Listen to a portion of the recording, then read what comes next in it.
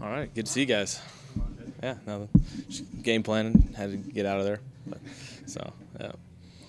Try to keep it short and sweet here. All right. A little bit in specificity with Tyrese. Yeah. Him being not as the biggest receiver. You kind of think in those one-on-one matchups where you guys are 6'3", 6'4", 6'5". He seems to have a way of, even since last year, kind of winning those one-on-one matchups.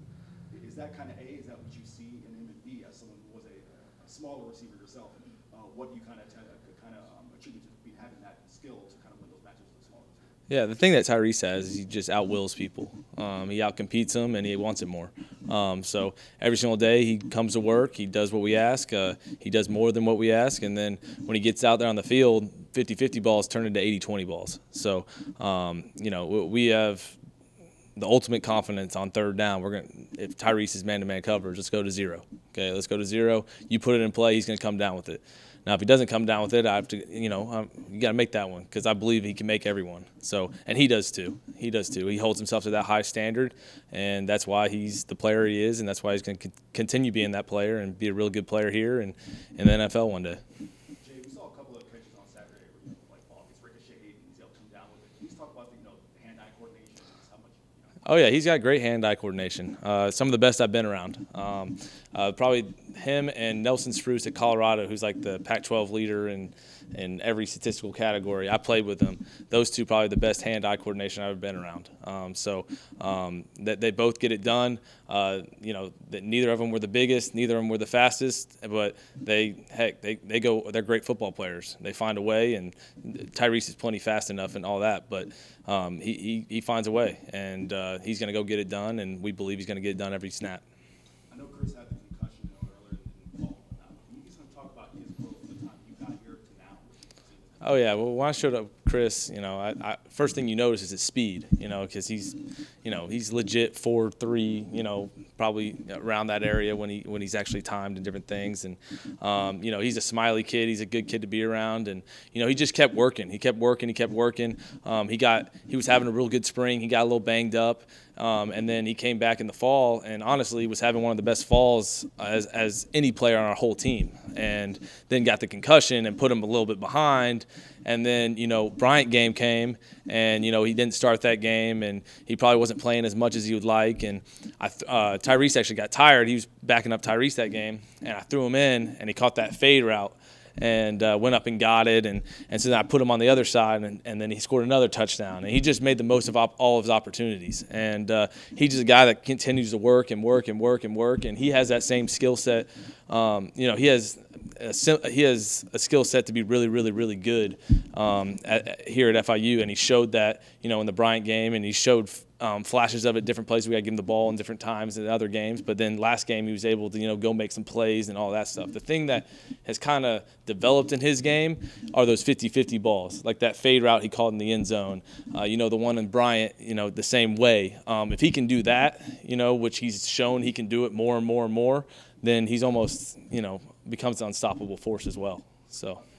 Last one, when we talked in the spring, you talked about one of the things that the younger receivers were kind of struggling with, or trying to work on, was consistency. Doing it over and over and over again.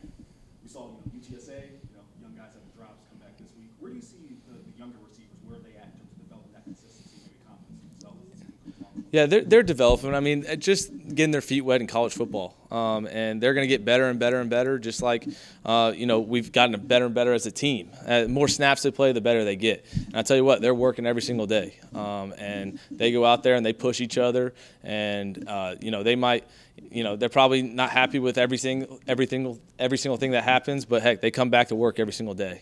So I can't be more pleased with those guys, and we're going to have – we got Tyrese and Chris and Bracey. They're doing their thing right now, and those other guys, if something happens to them, they're going to step up and they're going to make the play. And we're not going to worry about, one snap and clear is my mentality. So, heck, you might drop a ball, you might have a bad game, okay, but they're going to respond. And that's one thing we did respond this game. We didn't have our best game against UTSA. We were obviously missing Tyrese. But, this past week we went and worked. We worked on blocking. We worked on catching. We did all that type of stuff, and we didn't let the negative and all that other stuff that we could have focused on affect us in Charlotte. We put that behind us. We learned from it, and we went and worked, and that showed up on Saturday, and we expect to do the same thing this Friday. Coach, you mentioned some of the young guys. Who's maybe somebody on the scout team or somebody that we haven't really Yeah, I mean, he's not on the scout team right now, and he plays. He played in the first half a little bit last time, but Artez Hooker is going to be a really good player. He continues to develop. He's a guy that when I first got here had some knee issues and different things, and was never ever really able to practice until like the last 5 weeks. So like, if he was healthy the whole time, you know, it would have probably been a little bit of a different story. But he just continues to work, continues to get tougher. Mike Jackson's another one that's a young guy that is playing on scout team that I think can be a real good player. And then, you know, also, you know, all the guys like Jay Barry's getting better every day. You know, Nate Jefferson, you know, we're playing him outside, inside, everywhere, playing him on kickoff, all that stuff, kickoff return, and he's one of the best team guys on the whole team. Just asks everything you do. He comes up to me, hey, coach, they're playing this way. Could we do this, you know, in the game? Instead of being mad at me for maybe not playing as much as he wants, he's coming and asking questions. So when their times come, they're going to be ready for it, and they're going to have to come at some point. And I'm excited to see them play, and it's hard because I want to play them because how they're playing in practice and different things. We just got guys playing at a really high level. You guys saw that on Saturday. So I'm excited about our group. I think this group can be, you know, really, really good now and then really, really good in the future. So. Anything else, guys? Yep.